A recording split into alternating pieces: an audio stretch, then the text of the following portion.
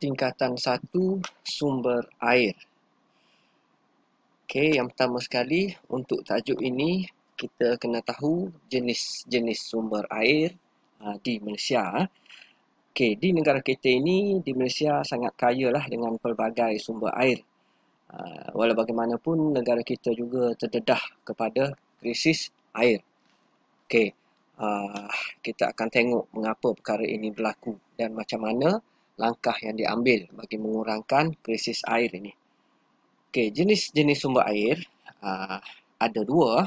Yang pertama, air permukaan dan yang kedua, air bawah tanah. Okey, air permukaan ini ialah air yang didapati di permukaan daratan. Kalau awak tengok slide ini, ini daratan, ini air hujan yang turun, yang tanda hijau yang atas ni, ini air di bahagian permukaan daratan. Bila hujan turun, air hujan akan mengalami beberapa proses hidrologi yang dinamakan intersepsi dan infiltrasi. Okey, apa maksud intersepsi? Intersepsi ini maksudnya proses air hujan yang jatuh ke daratan tetapi dia tidak akan menyerap ke dalam tanah. Okey, infiltrasi ini pula yang menyerap ke dalam tanah. Itu perbezaan maksud kedua itu. Okey, kemudian yang dikatakan air permukaan ini, air hujan ini dia akan mengalir di permukaan bumi sebagai air yang masuk ke dalam sistem saliran, masuk ke dalam sungai, masuk ke dalam empangan. Itu permukaan. Kemudian air bawah tanah. Air bawah tanah ini maksudnya air yang tersimpan di dalam lapisan tanah. Okey, kalau awak tengok di sini bahagian bawah ini. Dia tidak akan bertakung di permukaan. Dia akan terus masuk ke dalam tanah. 3% sahaja air di bawah tanah yang digunakan di Malaysia. Okey, seterusnya kita tengok punca krisis air di Malaysia. Yang pertama sekali disebabkan oleh penebangan hutan. Penebangan hutan. Seperti yang kita tahu, hutan ini dia ekosistem yang penting untuk bekalan air bersih. Jadi sekiranya hutan ini diteroka pembalakan, ditebas untuk pertanian, ditebang semua hutan itu, dia menjadi banyak masalah lah. Akan menjadi punca hakisan, pemendapan, hakisan cerun. Ini semua menjejaskan bekalan serta kualiti air. Yang kedua ialah fenomena cuaca.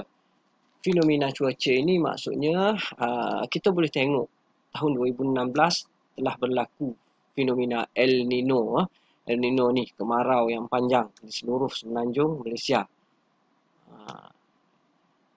Jadi apabila berlaku fenomena El Nino ini menyebabkan aras air di kebanyakan empangan akan susut.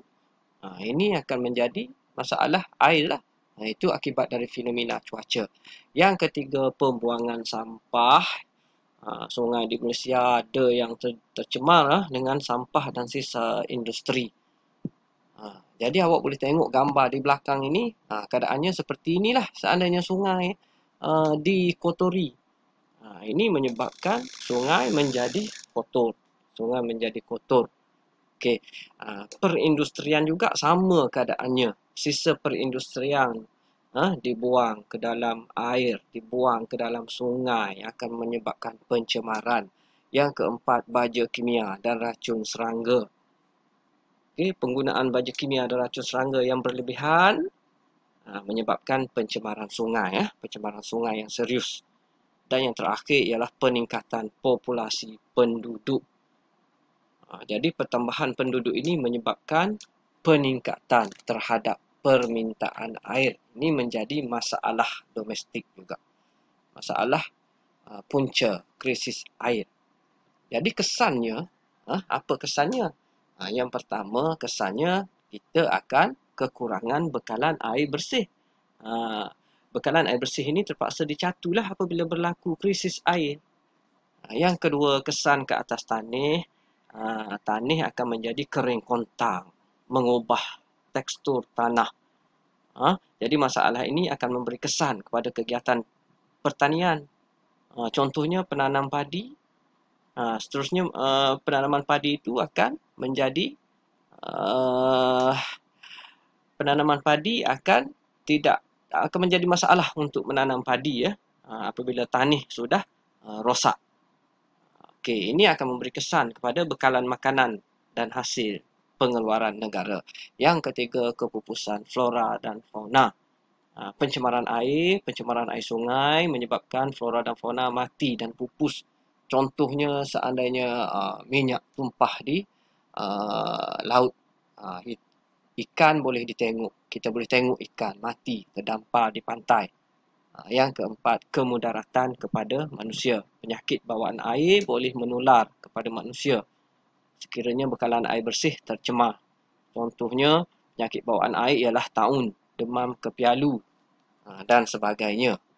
Okey, jadi apakah langkah bagi mengurangkan kesan krisis air ini? Yang pertama ialah pemeliharaan dan pemuliharaan kawasan tadahan hujan.